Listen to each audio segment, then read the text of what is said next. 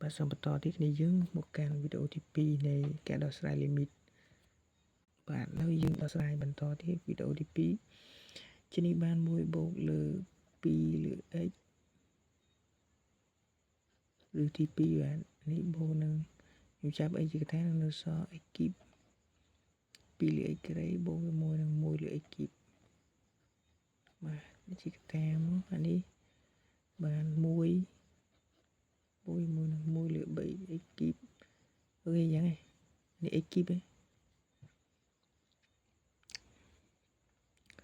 បាទបូកជាមួយនឹង2លើ x ក្រេបូកនឹង1លើ x គីបអានេះរួចនេះទៅនេះយើងបានប៉ុន្មាននេះ1នេះ0អានេះ1យើងបាន1បាទអានេះខ្ញុំតាំងដោយលំហាត់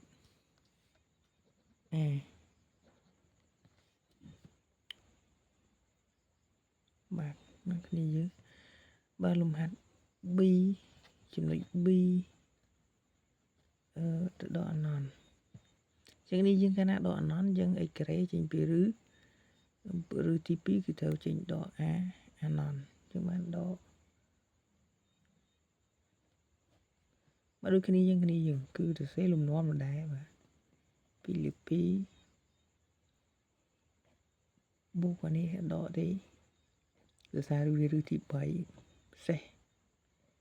អត់ទៅឬសេះគឺចេញមកគឺនៅដដែលបូក1លើ x គីបលើបាទ x បូក1លើ x 3តោះនេះយ៉ាងនេះលំនាំដដែលទេក៏នេះបដូរសញ្ញាមកបូកនេះពូឬទី2ចឹងកាលណាវាខិតទៅរកបនដកអណន្តគឺត្រូវចេញដកអូខេបន្ទាប់មកនេះយើងបាន limit x ខិតទៅដកអណន្តគឺចាប់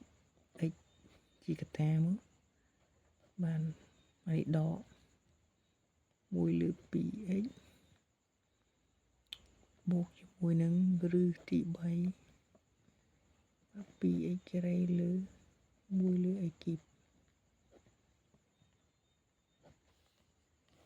នេះចាប់ x មកទទួលបាន1បូកឬទី2នៃឬទី3 sorry នេះឬទី3នៃ1បូក1លើ3នៃ x គីបបូកនឹងឬទី2